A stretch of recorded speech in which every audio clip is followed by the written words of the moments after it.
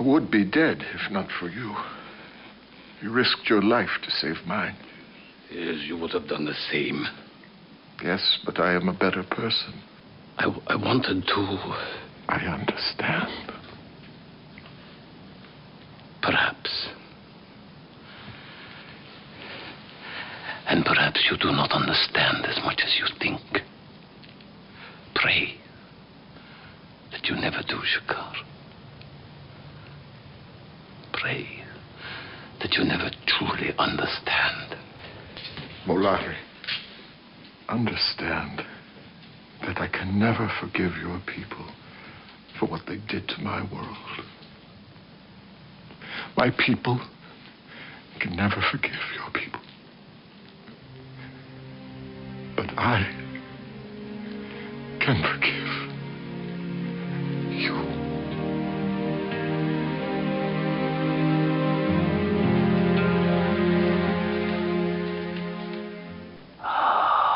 You are now what we need you to be.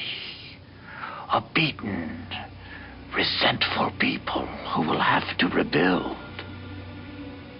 Who will have to rely on our good graces. Who can be used and guided as we wish to guide you. Perfect ground for us to do our work. Quietly. Quietly. On an all-new Babylon 5, it's payback time. The Narn and Drazi fleets have begun their assault on the Centauri homeworld. Ships that normally guard Centari Prime have moved elsewhere. Our people are dying by the thousands, tens of thousands. Londo learns who started it all. The attack on the Alliance shipping lanes were not authorized by the Centauri. But it may be too late for everyone, including Delenn. Watch an all-new Babylon 5, tonight at 10, exclusively on TNT. You have transmissions holding. Patch incoming signal. Full audio and video decode. Purple files accessed. What you are about to see has never been shown to anyone outside the Great Council.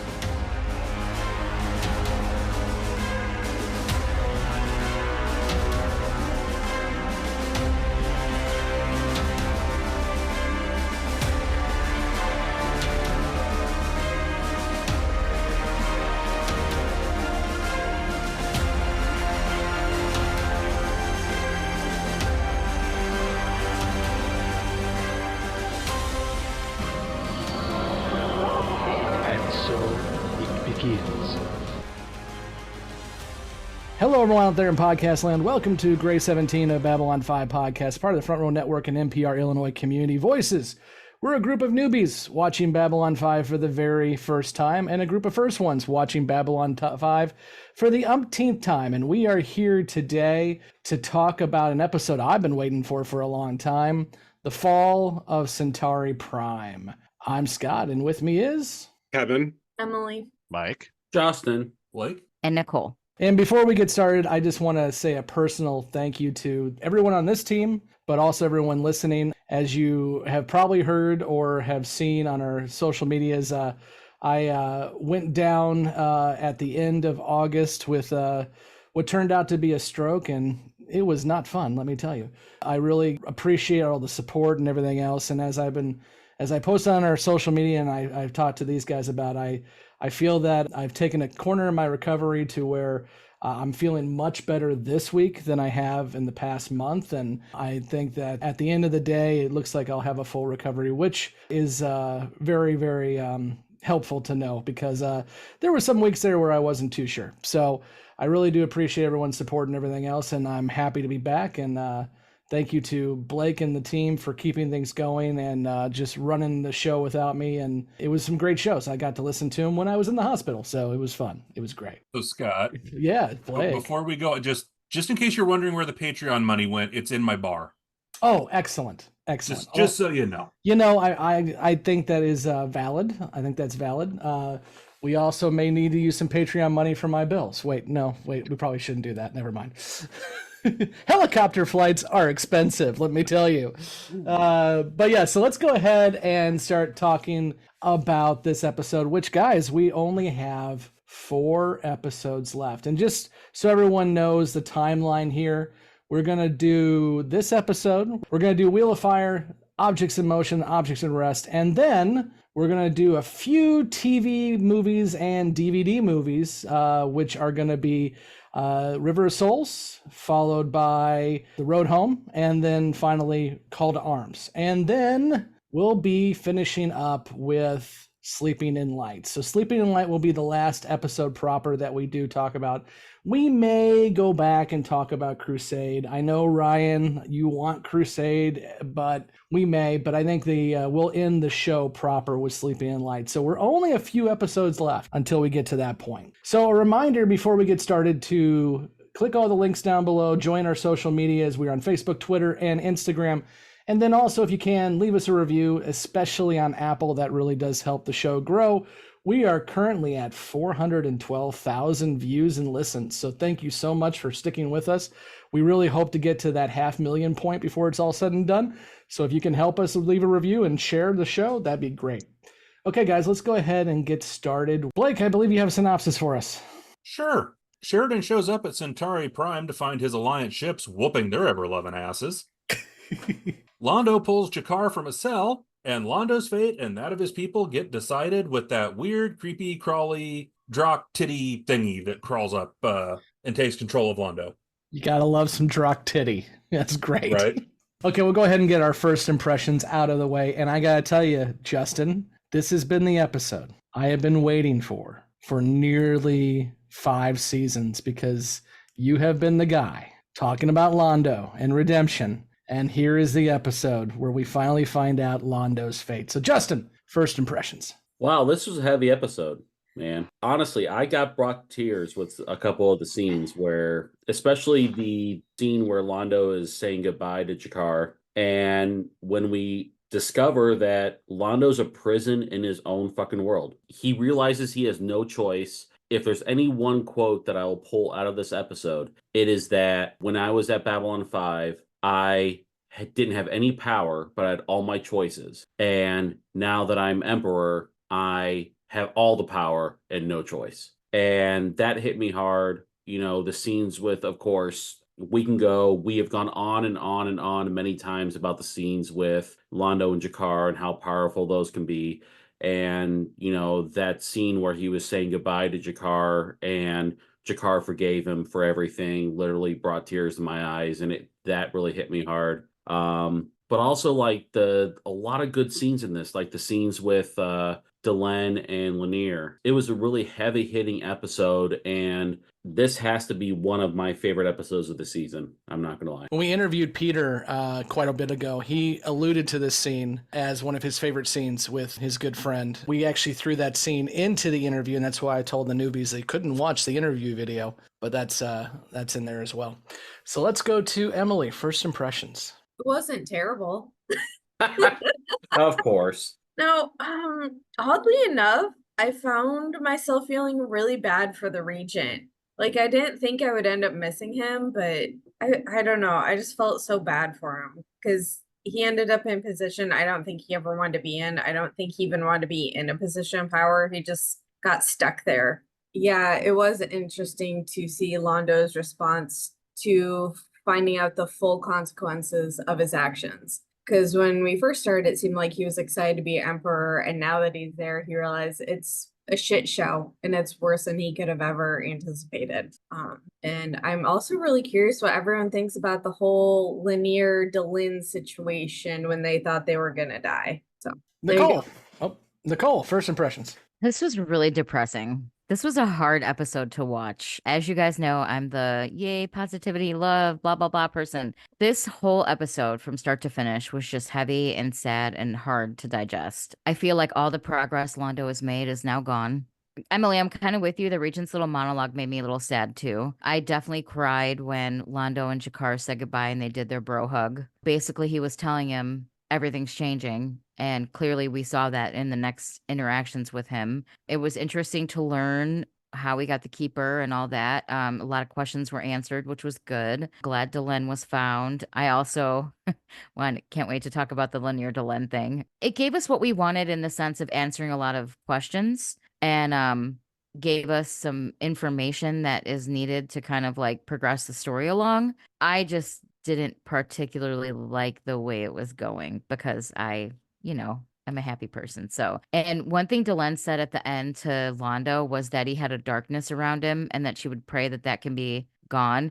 I felt the whole episode just had that dark undertone. I don't know if it was physically like on the film, but I just felt like just a dark, sad cloud over the whole episode. So this was a rough one for me. And we'll head over to our first ones. Blake. So this is probably one of my favorite episodes in all of season 5 with this one. And part of it is those scenes you have with Londo and Jakar, but also this is the final redemption for Londo, and you see where his story goes. I mean, we've seen where it ends ultimately, where he dies with Jakar's hands at his throat, but this is where Londo's story ends. He sacrifices himself again for his people, and you see the full circle of all of the choices he has made to get him here. Even when the Drock pull out their little detonator, it's like, we learned from you. You blew up the island with the shadows. We're prepared to do the same. And I just love the way that the story writing was with this, where it all comes together. And you've got some really powerful scenes in this, but also there's that one on the White Star. And we've talked a little bit and danced around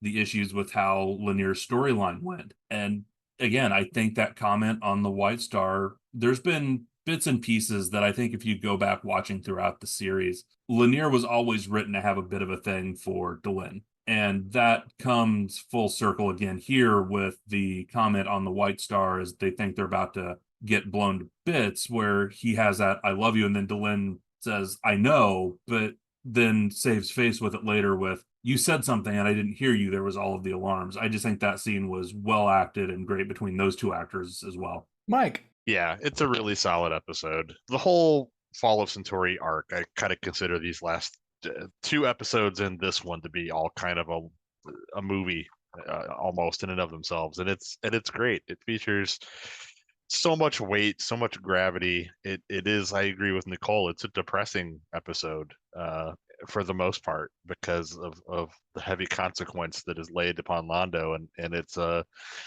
big payoff, but it's a sad payoff. And, we'll talk more about it, but I have done my fair share at this point of fawning over Damian London and his portrayal of the Regent. And I've found myself really kind of drawn to that character, actually, through this rewatch. So yeah, I mean, overall, it's a good one. It's a fitting conclusion to a long running story.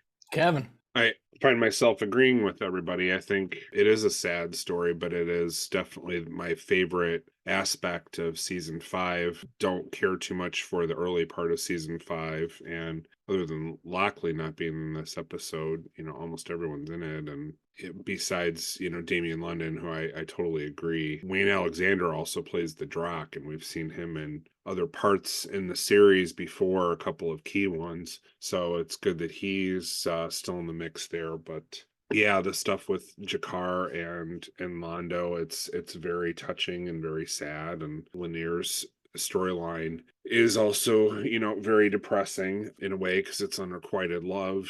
But this is got to be the most solid episode of season 5 thus far. We'll have to see how we feel about it towards the end with the last few, but this one hits really hard. You're not wrong at all. Yeah, and if Nicole doesn't like this episode so much because she's too good, well, I guess I'm a bad person because I love this episode. I think the comeuppance that we see with Londo has been built for 5 years. And I remember Lady Morella's predictions. And the last prediction is, you must surrender yourself to your greatest fear, knowing that it will destroy you. And he has to make the ultimate sacrifice. And that sacrifice isn't death. It's, to Justin's point, giving up his ability to make choices for himself. And he does it for the right reasons. He saves probably billions of Centauri and who knows how many others. But in doing so, he has to give up everything. And it's well earned and it's deserved. And I think Peter plays it perfectly. And I think him and Andreas in that scene, that is probably my favorite scene in the entire show, where Londo knows exactly where what's going to happen to him as soon as he walks out that door, and Jakar gives him the forgiveness that he was looking for but didn't expect to ever get. I think it's a fun one. I'm looking forward to talking about it. So let's go ahead and let's dive in first to, since people have mentioned it, the Delenn and Lennier scene first. Let's talk about that, and let's talk about what we learn about Lennier and what we learn about Delenn while they're floating around in a derelict white star. Nicole. Okay, first off, I just want to shout out Star Wars because I love you. I know I have the bracelet, but no, seriously, you guys always bring up Star Trek, so I have to give some love to Star Wars. Thanks, Nicole.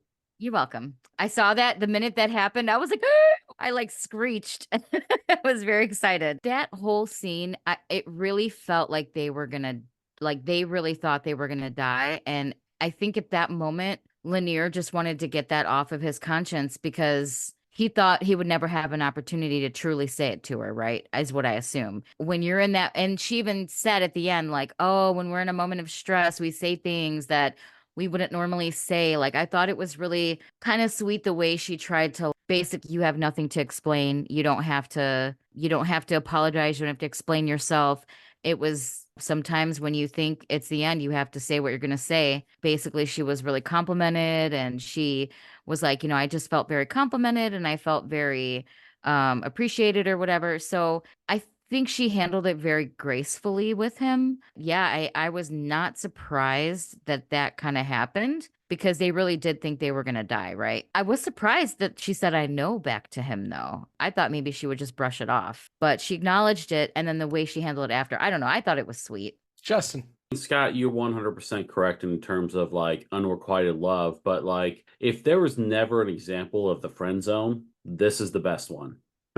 Being someone who's been the friend zone many times in my life, I definitely feel a lot for Lennier in this because this is somebody that he has definitely had throughout the entire series. We've seen that he's definitely had feelings for her, but for one way or another, she can never reciprocate those feelings. And he just has to live with the fact that as much as he cares for her and loves for her, it'll never be the same in return. And then after all that happens, it's almost like, well, let's just pretend that this never happened. So I definitely feel a lot for Lennier in this because it's definitely heartbreaking for him. And I can see where he may end up developing some kind of grudge for that. Emily. I agree with Nicole that it was probably the best way for her to deal with the situation because there really is no good way to deal with that. Like he said it's now out there and you can't really ignore it or act like it didn't happen, but I think given their positions and the work they do, you have to, because I think doing anything other than that would cause too many problems. And I do feel bad for Lennier because I like him way more than I like Sheridan. Yeah, it was kind of sad though. I felt bad for him because it sucks. Nicole. So what I'm hoping is maybe that Lennier got that off his chest. He'll feel some sort of relief because how many times, I don't know about you guys, have you had feelings for someone and never said anything about it and nothing ever developed or happened and then you just never know?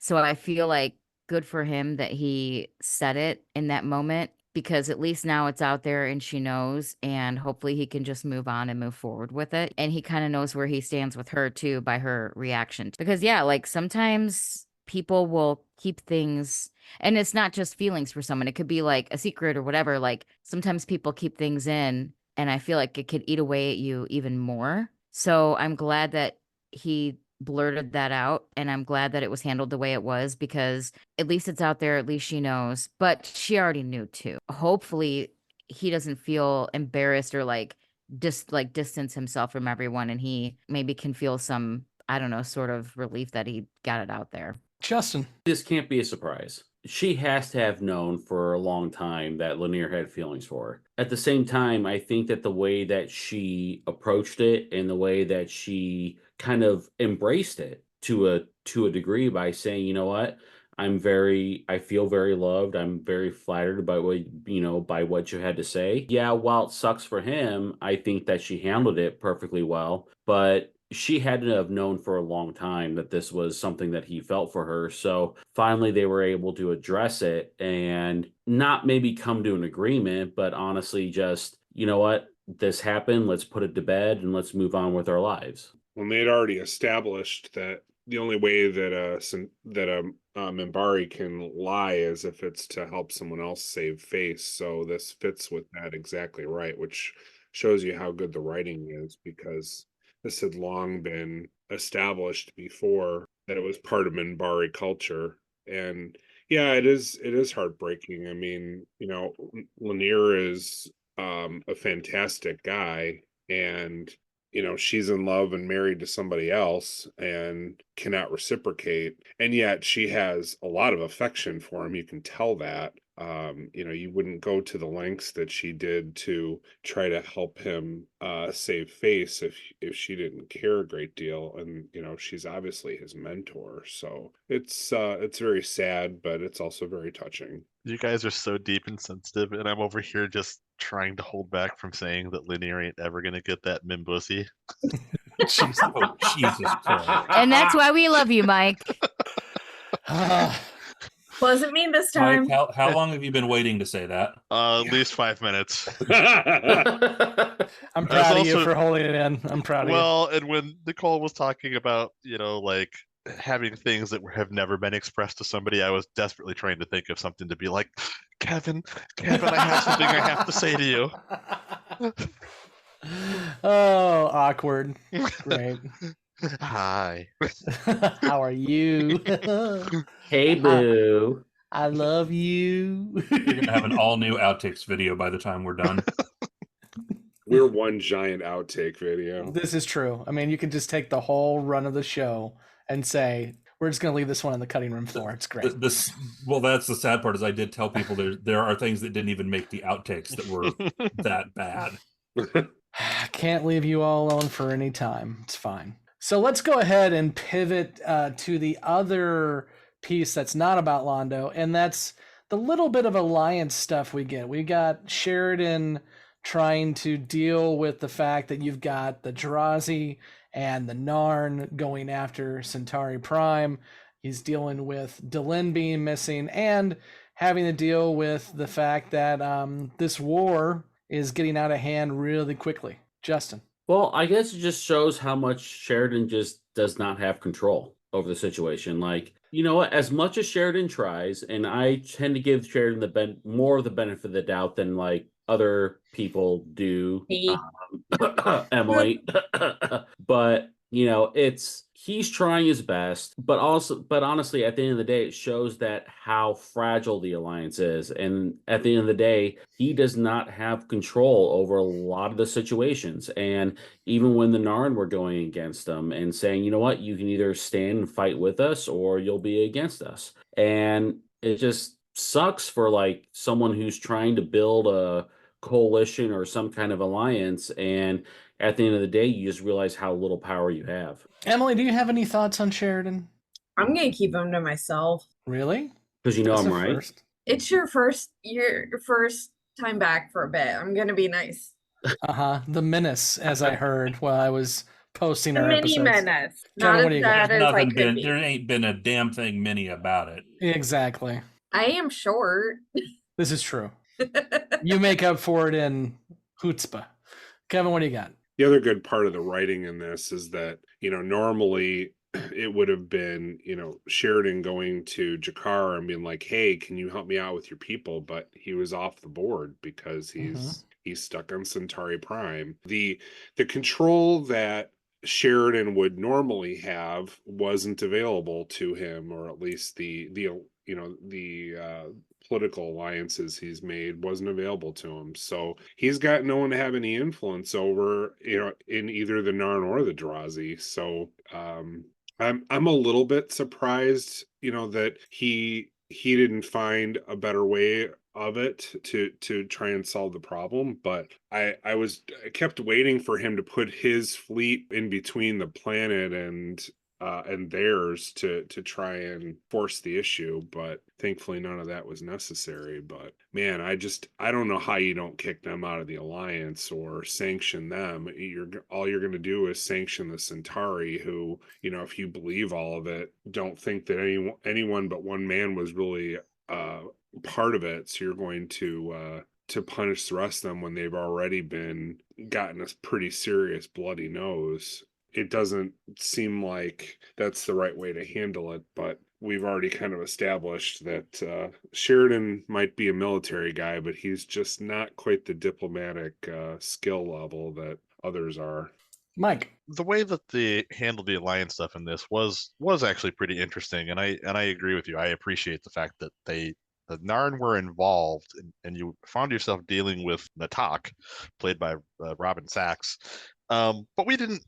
I guess what I was going to say here is I wish we knew more about that character, and I wish we had seen a little bit more history to establish who he was, and kind of make that communication between him and Sheridan more meaningful, because he definitely seemed like, we'll say, a smart cookie.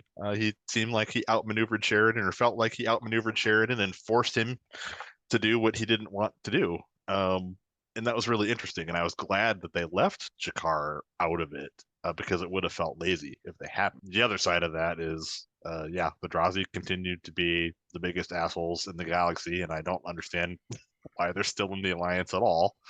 And I kind of wonder, or a part of me wishes we had almost seen, in light of more backstory with Natak, I kind of find the decision to include the Narn almost a little bit regrettable in this, because I don't know. I mean, it seemed like they were the logical choice to go slap back at Centauri for obvious reasons, but at the same time, they actually never addressed that in any way, shape, or form during this whole conflict, and it just, I don't know, felt a little weird that it wasn't.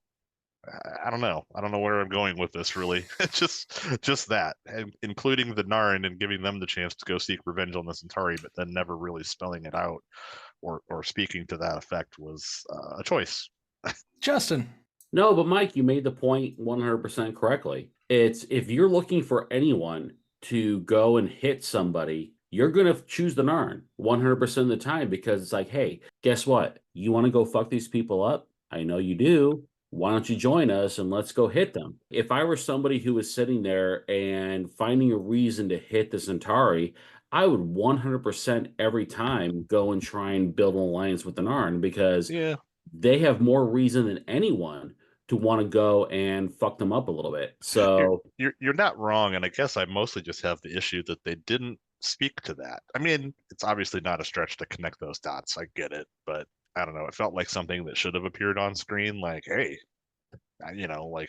we know you'd like to go do this. And the other thing is that the Narn, in the wake of their war with the Centauri, that might have been the only Narn ship left that they still had. I mean, I don't know. I just find it as poetic that the Centauri were the ones who knocked the Narn back into the Stone Age, and they're having to deal with that, with the Narn coming back and doing the same thing to them. Right. So I get what you're saying, Mike, that they didn't actually mention it, but for me, it was fairly clear that the irony in it is that your chickens have come home to roost, both for Londo, but also for the Centauri. Yeah, I guess I just wanted it said out loud so that it carried that weight. No, but they didn't have to. Yeah, I get it. For me, with Sheridan, and Kevin, you kind of mentioned this already, it's become very clear to me over the course of season 5 that Sheridan is really shitty at his job. And it's really because he's not. Emily's eyes just brightened up right there. he's not a diplomat. I mean, we've said it before. He is a military tactician, and depending on what episode you're watching, sometimes he's not that. Like staring at a map and trying to figure out what's going on for 3 months before he figures it out. But he gets himself into these situations every time without doing any kind of forethought. And then he does it again, and he falls right into the Drox plans, because immediately, as soon as he gets the piece that he's been trying to get and gets Centauri Prime not to get blown back to the Stone Age, he forces Londo to pay reparations, which Londo, via the Drakh, uses to just make the Centauri hate the Alliance even more. He's really bad at his damn job, is my only opinion on this. So, I've been putting it off until the last little bit, but let's talk about Londo. Let's talk about the decision he makes and where this leads his character and his story. You know what? I've been going on this for a while now, but it's, to me, like, in terms of the whole Londo redemption story, to me, that just fits perfectly into it because he is having to make the ultimate sacrifice. He knows that the Centauri are being played, but he is powerless to stop it because just like the Regent, he is having to make that choice. Am I going to sacrifice my people in order to tell the truth, or am I going to bite my tongue and save potentially hundreds of thousands of lives? And the one thing that we've talked about over the course of the entire series is that Londo's main concern is about the welfare of his people, whether for good or ill. You know, he's made a lot of mistakes. He has fucked a lot of things up along the way, but his ultimate goal is just to do what is best for the Centauri people. So he, to me, it's like I said before, he allowed himself to become a prisoner within his own world and take what is going to be the loneliest job in the universe and be the Emperor of Centauri Prime. At the same time, he is having to alienate everyone that is closest to him, including Veer, by having to send him back to Babylon 5 and not tell him exactly what's going on. And we saw that happen when he flipped out on Veer for walking in on him unannounced. And, you know, don't ever walk on me without knocking again, because he cannot tell Veer the truth about what is happening. So he is having to swallow everything that is good and decent about him in order to save his own people. And to me, it's the most heartbreaking thing about this entire series to me is he has to give up everything that he has tried to do to redeem himself, to, you know, endear himself to the people that he holds most dear, which is he has to alienate himself from Sheridan and Delenn when he begged the Drakh to save Delenn's life. At the same time, he has to alienate himself from what has become his best friend, is G'Kar. And that's what makes that goodbye scene the most heartbreaking thing to me. And that's why, honestly, I shed some tears over that, because he knows what is going to happen to him. And he knows, he even warns, you're going to hear a lot of bad things about me coming out, but never forget that, essentially telling him what he means to him. And then finally G'Kar saying, I can never forgive your people. We will never forgive your people, but I can forgive you. And just the heartbreak in his face when G'Kar says that, to me, it makes Londo the most heartbreaking character of this entire series to me. Kevin. I agree with a lot of what you said, Justin. I think I would put Lennier on the list of heartbreaking characters, but yeah, certainly Londo's right up there. And I got to hand it to JMS because he wrote the perfect box to put Londo in, the perfect prison, well written, so that there was no out for him. Knowing the character, he's going to put his people first, and the Drakh had him completely boxed in to the point that he has no choice. And the Londo character was never going to choose anything differently. That's heartbreaking. The fact that he's going to have to live out the rest of his life being controlled, and with the fear of if he doesn't do what they want, he'll either be killed or they'll set off the bombs, or who knows.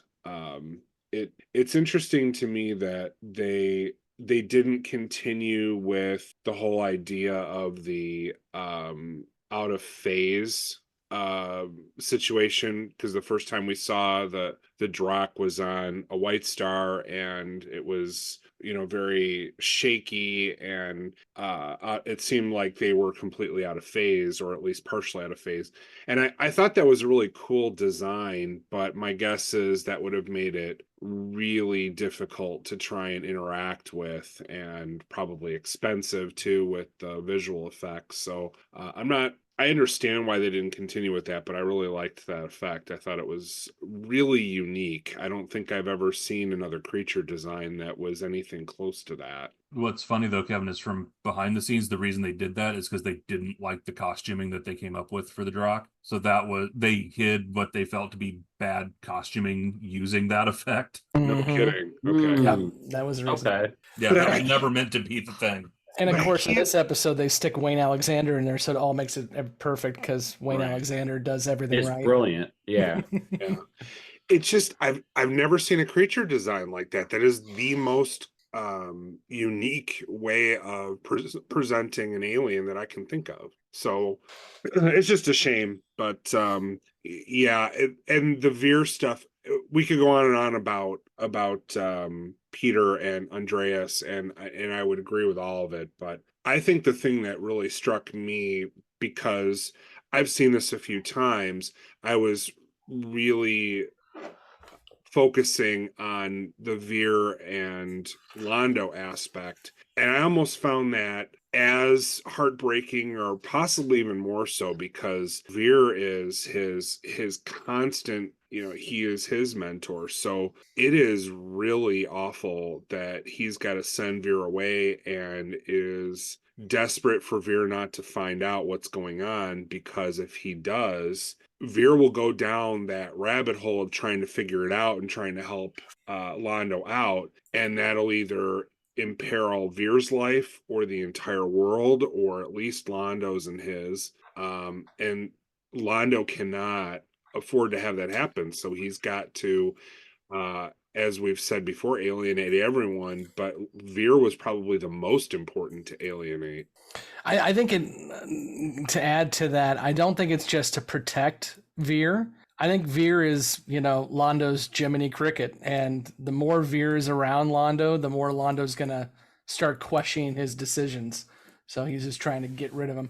There's actually in the Centauri trilogy of books, Veer does catch on and starts asking questions, and Londo has to push him away even more to make sure that, to your point, Veer doesn't, get cooked. Yeah, so protect Veer at the end, yeah. Mm-hmm. Nicole. Like I said, I didn't dislike the episode. It just made me sad. I feel like all the progress that Londo's made, all of the corners he's turned is now out the window, which, he did what he had to do, which I understand that. I do think he did, in this situation, the best option. It's just hard because, you want to, it's human nature to want to see people win, right? You want to see him stay on the path he was on. You want to root for him. And then basically all that work is just out the window now. And he's completely isolated himself from everybody and everyone that he cares about because he has to. He doesn't have a choice, right? And the scene between him and G'Kar just totally had me crying, of course. When G'Kar said he forgave him, that is when I really started crying, because that was huge. That was a big thing. And Londo probably needed to hear that. I think that's something that he probably wanted to hear for a long time. So I guess it was almost maybe like confirmation to send him into this battle, I guess, in a way, if that makes sense. He understands he's on the right path, and he knew that the people he care about him. But I don't want to say it made it easier, but that kind of made him make the decision maybe even a little bit easier, because as soon as he leaves G'Kar, he walks out and gets his keeper, right? And he's like, I'm ready, let's do this.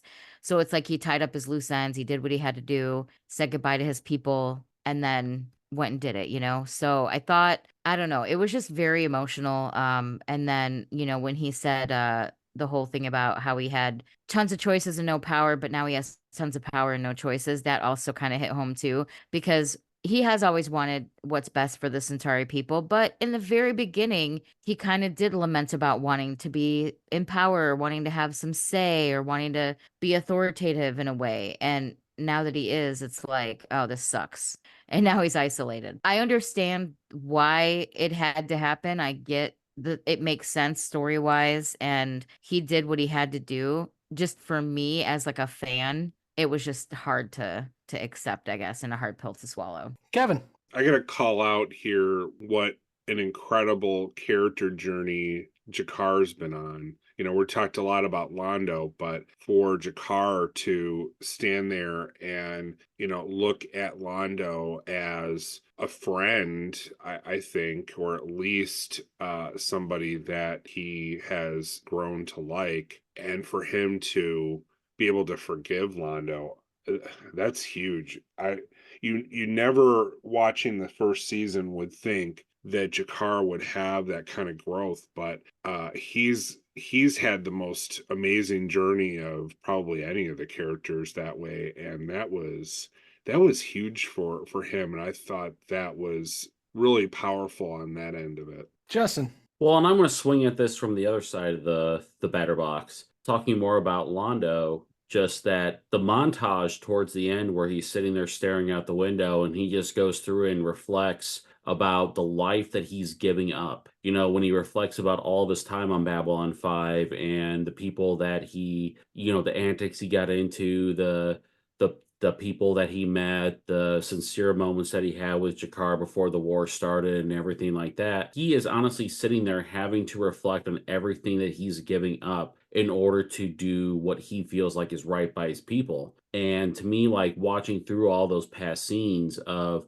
him being on the bar and him having a drink with Jakar and him having, doing all the crazy shit that he was doing early on, it makes me feel for his character a lot more, to where, yeah, Jakar went through a lot of horrible shit, and rightfully so. He has every right to feel and have the, animosity that he does, but at the same time, everybody has their own sacrifices. We all make our own sacrifices. So at the end of the day, I don't feel like anything that Jakar has sacrificed is any less or worse than anything that Londo has had to sacrifice at this point, because he's literally giving up everything in order to, off of a fear that if he does one thing wrong, all these nuclear weapons are going to detonate on his planet, and hundreds of thousands of his people are going to be destroyed. It's how many of us can honestly sit there and say that we would make that same sacrifice. Kevin. In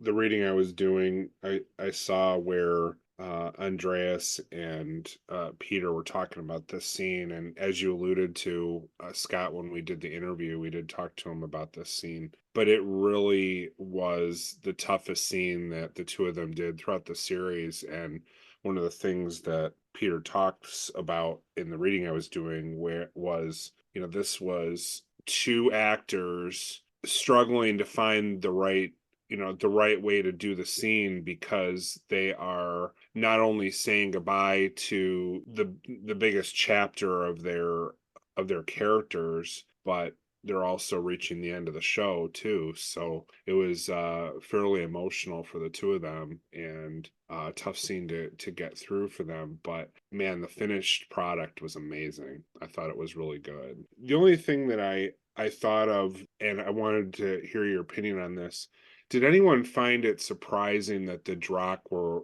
willing to let him go talk to Jakar alone for a few minutes before he took his keeper? Obviously, I'm glad that that's, the way that they wrote it, because it gave us this wonderful scene. But you just wonder if they just felt like they had him in enough of a box that it wouldn't matter. Or yeah, go ahead. I think they felt they had him at that point. Yeah. Mm-hmm. What was he going to do? Tell Jakar and risk them pushing the button? Yeah. There's nothing Jakar or anybody else could have done at that point, and they knew it. Justin? I agree. Okay. It's more of like, even they said themselves that the Drak and the Keepers will only interfere when it conflicts directly with their interests. They had to know that Londo was going in there to say goodbye to Jakar, and they knew that he wasn't going to say anything, so there was no reason for them to prevent that. Yeah. It did also strike me as a tad accommodating on the Drak's behalf, but at the same time, I suppose, Londo's going in and getting to say goodbye and put closure between him and Jakar might keep Jakar from sniffing around, right. that something happened. So Yeah, that actually does make sense, because if he hadn't said anything, Jakar would be like, wait, what the hell is going on? But for him to specifically say, this is the end, you don't have to be with me anymore, I need you to go, it's probably gonna make him suspicious, but there's at least a clear cut direction to go with. The only other thing I wanted to add, and it was said like, I don't know, 20 or so minutes ago, was that everything that Londo had done up until this point was thrown out the window. I completely disagree. I think what Londo learned throughout this entire run of this show gave him the strength and courage to make the sacrifice he's making. If he was the original narcissistic Londo that we met back in The Gathering, he would have either not allowed this to happen to him, or he would try to find a way to fight it, and he would have probably failed. And because of what he has learned and because of what he has gained in terms of character, he was able to take the move that was going to save the most lives, but also lose him everything. So I think it is a great end to the character, and I really appreciate JMS for making sure that decisions have consequences. He didn't get an easy way out. He had to pay back for all the damage he had done, and this is a way to do it. 100% agree, Scott. Blake. Well, I think you've said it all along, Scott, multiple times, that if you look at the entire run of the series, it really is the story of Londo in certain ways. And it really follows this whole arc of following decisions that he has made and the consequences of those decisions, not just for himself, but for the wider implication of everybody else. You've got him making decisions with the shadows that implicate everything else in the Shadow War. You've got him making decisions now with Centauri Prime under Drak influence, and decisions he made earlier that even led to the current situation being possible. So throughout the entire run, a thread through all of it has been the decisions and consequences of Londo Mollari and how much that has impacted everything else around him, the relationships around him, galactic events around him, and really seeing here where it ends up. And you're right, it all does come crashing down into this episode of he cannot escape the fate he made for himself. And this is the final act of that. And that's why we've talked about that scene where it's Londo and Jakar with their hands around each other's throats. And earlier on when we talked about that scene and it was, oh, these two hate each other. And I said it in one of our Beyond the Rim segments, but that was the last act of friendship between Jakar and Londo. And that's one thing that struck me really hard with this is, and it really changed my views of it, is watching this for the first time. I really did think that Jakar killed, Londo out of hate, but almost like it feels like a mercy killing at this point. Mm-hmm. And that to me makes it much more impactful and powerful. Well, let's go ahead and ask our newbies who still have a few episodes to watch if they have any questions or predictions that we will promptly answer once we kick them out the airlock in our Beyond the Rim section. So let's go to Emily first. Questions and predictions. Okay, are we officially done with the telepath war? Is that like done over? We're never going to see anything? Is that like a little skirmish on B5 and like something blowing up somewhere else? The end of it? Or is it going to come back in like the last episodes and actually create a conclusion? Yeah. I swear to God, I hate you some days. Pregnant pause. Is Bester coming back? Do we get at least like one more Bester episode before this wraps up? Because I need a Bester episode. All right. I need one. And what was Lennier's betrayal of the Rangers? Was there one? Was Morden fucking with him? Or was telling Delenn he loved her the actual betrayal because it like went against their code or something? I'm basically just annoyed. There's a few episodes left, and while I'm kind of ready to be done with it, I just honestly, I'm probably gonna be really angry if that was the end of the telepath war and that's how it ended, much like the Shadow War. Nicole, questions, predictions. Where the hell did Lennier go? Everyone was there except for him at the end. So where'd he go? Where's he at? Will we see him again? The biggest question is, what's going to happen now? Is the Centauri going to retaliate and attack the Alliance? Like, it's just crazy. I honestly don't really know what to ask because I have no fucking clue what's going to happen next. So, and I also don't have any predictions. Excellent. Justin. I guess my only question is this the last we see of Jakar and Londo together? I hope it's not. I hope they end up getting reunited at some point before the end of the series. But is this the last time we see them together? My only prediction is I don't think that this is going to be the end for Lennier and his declaration of love for Delenn. I don't know what he's going to do, but I think he's going to do something in order to try to break up Sheridan and Delenn and claim Delenn for himself. But that's all I've got. We'll go ahead and leave our newbies there and continue on with our Beyond the Rim segment, where we'll answer these couple questions and little predictions. And we'll be back next week again to talk about Wheel of Fire, the third to last episode of season 5. Is this not also the name of the season? Yes, it is. So this is kind of an important episode, yeah? Usually, that's the case. Yeah. Boring. Snoozer. Again, if you can, please be sure to check out our links down below, our social media, Facebook, Twitter, and Instagram. And then also we have our Patreon. Thank you so much again to those who have joined us as our Grey Council members. They are listed down as producers. And looking forward to seeing y'all next week. Leave a review, like, subscribe, follow. And until next week, I've been Scott, and with me has been... Kevin. A very well-behaved Emily. Sure. And short, apparently. Mike. Fucking Justin. Blake. And Nicole. And fucking Jessi. Yes. Fucking Jessi's work. For real. Damn snake milking. Okay. Jessi. I'm gonna have nightmares now. Newbies, be gone. All right. Doodles. All right, guys. Have a good night. Bye. Thank you for listening to Grey 17, a Babylon 5 podcast. You can find all the places to listen to and watch this podcast at anchor.fm/Grey17podcast or youtube.com @Grey17podcast. We want to hear from you, so join the conversation at Facebook, Twitter, Instagram, YouTube, or Patreon. Be sure to subscribe and leave a review where you are listening to or watching this podcast. Grey 17 is not affiliated with, and the podcast has not been prepared, approved, or licensed by Warner Brothers or any other owners of the Babylon 5 copyright.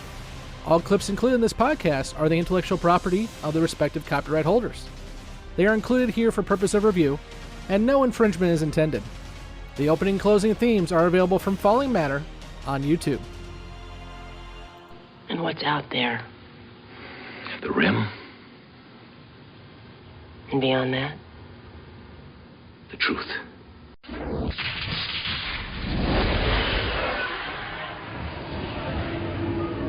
Welcome back to Beyond the Rim. Again, this is a spoiler section. If you have not watched past the Fall of Centari Prime, you should leave now, and we will continue to answer the questions and predictions of our newbies for those of you who stick around. So, guys, the first question, and it's a question that's been asked by fans for about 30 years now. Are we done with the telepath war stuff, or will there be a conclusion to the storyline? Unless you read some questionable novels.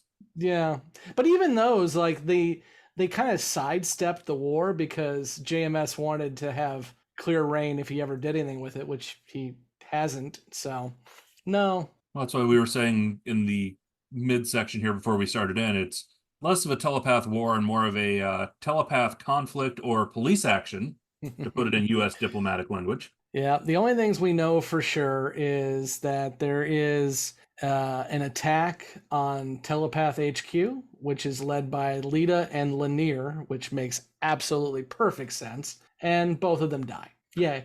Hell yeah.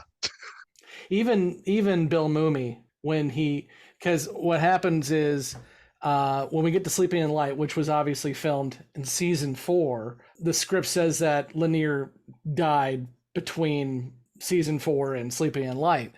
And Bill Mooney asks, does he have to die? And JMS is like, yeah, but he's going to die as a hero in the telepath war. And Bill Mooney's like, but does he have to die? And JMS is like, yeah, he does. I'm with Bill Mooney. Does he have to die? Question mark? Really? Well, and we talked about how this was Bill Mooney's idea to have the unrequited love with Delenn, but I don't think, well, I'm sure Bill Mooney did not want it taken to this particular extreme where it ends with, his absolute just cowardly betrayal. Be careful what you wish for, Bill. Be careful. Yeah. Was this JMS's fuck you to being told what to do? According to Bill Mooney, it absolutely was. Yeah. That's in interviews, Bill Mooney has said that JMS said, be careful what you wish for. And then he got it. Of course, JMS is a prickly motherfucker, but I don't know how much of that is what actually happened or how much Bill Mumy feels it's happened, because if my character was assassinated like that, I'd be pretty pissed off too. But yeah. Which we'll talk about that in just a second. But before then, question number 2, is Bester coming back before this wraps up? Emily needs some Bester love. Nope, sorry. Again, last of Bester. He'll be in books if you want to check out some books. I will say, and we've commented on this before in Beyond the Rim, if they were to do another animated feature and get into the telepath war a little bit, it would be a really nice fit, and they still have Walter around and others, and they could make a go of it, I think. Yeah, I completely agree. I think I would love to see a telepath conclusion. Unfortunately, Jerry Doyle's not around, and Garibaldi definitely plays into that, but I would love to see that happen. Well, and they solved that, though, with Road Home. They cast new voice actors, and it worked. Absolutely. Agreed. Which we'll talk about that in just a few weeks. What was Lennier's betrayal of the Rangers? Was it him telling Delenn he's in love with her? Is that some breach of the Ranger code? Oh, no, Yes, we're not there yet. yet. Strict no fraternizing policy. They do. Alliance. No, it's much more serious. And don't hit on your boss. We'll call HR. Yes. Oh, we'll get there. Don't worry. We'll get there. Oh, Christ. Where did Lennier go? Will we see him again? Unfortunately, yes, we will see him again. I really wish we don't, but we will see him again. Will the Centauri retaliate and attack the Alliance? I thought that was made pretty clear in the episode that Londo said we're done. Yeah. Yeah. We're That's out. what happens in season 6. No. They just got bombed and they're done. And now they got to pay back money because Sheridan, once again, didn't learn from World War I that making your enemies pay so much that they go into economic downfall is not smart. To follow up with this, though, the Centauri are not going to retaliate against the Alliance, but the Drakh are definitely going to continue. Oh, yeah. Fucking with them, because that's the whole setup for Call to Arms and the Crusade is the Drakh are still planning things for the Alliance, and we'll even learn in a few episodes when Londo makes his final appearance, he gives Sheridan an urn and says it's this ancient Centauri tradition and it's for your child, and really what it is it's got a sleeping keeper and it's designed for Delenn and Sheridan's offspring. Well, it's also assumed with War Without End that the reason why Centauri is burning 20 years later or whatever, how many years later, is because the Drakh attacks Centari Prime again. And so that's what leads to that. The Drakh are going to be screwing with people for quite some time. Is this the last we see of G'Kar and Londo together? I could think of at least one more time when we see them together. We talked about it tonight. I'm not sure why that was missed by everybody. I think it was understood that aside from that, that's just my guess, but I think it was in film we don't see them together again. Yeah. Right. Yeah. The next time we see Londo, he is alone sitting on his throne, and then we will see him in a couple of more times, but we will not see them together. And G'Kar returns back to Babylon 5 next episode. When we see again, and he doesn't even go to B5, he goes and meets, it's the penultimate episode because he meets them at Membar. Yeah. Yep. That's where he gives them the urn. Yeah.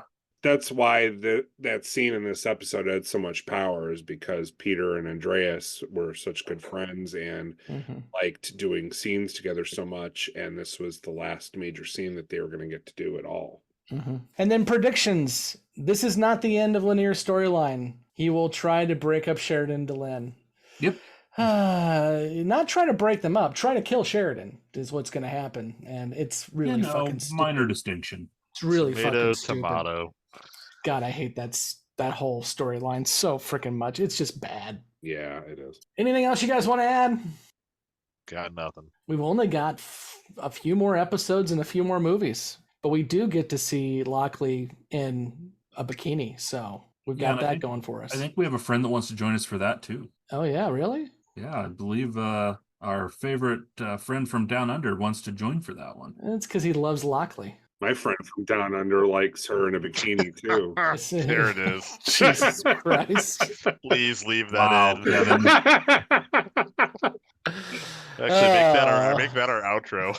Christ. Okay, well. Well, that will wrap up. Oh, God damn it. I can't believe I fucking said that. I can. Kevin just turned into me for a second there. It did feel like an out-of-body experience. That will wrap up Beyond the Rim for this week. We'll be back next week for Wheel of Fire. Thanks again for all of you joining us. And again, one quick reminder, join us on all our social medias. And if you can, please, please, please like, subscribe, and leave a review. And I've been Scott, and with me has been Kevin, Blake, and Mike. See ya. Scott, I gotta say, you seem totally normal. For Scott. No, I mean That's how we normal know for something's you. wrong. No, no, I mean normal for you. You look great, buddy. That's all I'm trying to say. All right, never mind. I won't try to be nice anymore. You're good. Thank God that was recorded.